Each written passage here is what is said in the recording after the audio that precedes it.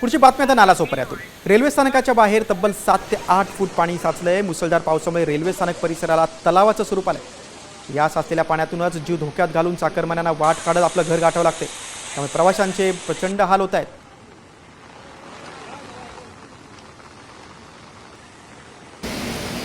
माझ्या मागे जे दृश्य पाहतात ते कोणती नदी नाही आहे, कुठलं समुद्र नाही आहे किंवा तलाव नाही आहे। हे आहे नालासोपारा रेल्वे स्थानक आणि या स्थानकाच्या बाहेर मोठ्या प्रमाणात जलभराव झालेला आहे आणि याचा फटका रेल्वेला देखील बसलेला आहे। 40 ते 50 मिनिटांनी उशिरा ही रेल्वे सेवा जी आहे ती धावत आहे। महत्त्वाची बाब म्हणजे जो हा नालासोपारा रेल्वे स्थानक आहे हा संपलेला रेल्वे स्थानक आहे। या रेल्वे स्थानकाच्या बाहेर टाकले आहे आणि या टाकलेल्या पाण्यातूनच प्रवासी असते, नागरिक असतील त्यांना देखील मार्गदर्शन करावं लागत आहे।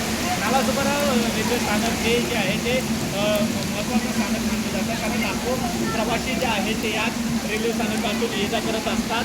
त्यामुळे आता मुंबईच्या दिशेने गेलेले चाकरमानी ज्यावेळेस परततील त्यावेळेस देखील या प्रवाशांना या साचलेल्या पाण्यातून आपल्या घराकडे जावं लागेल।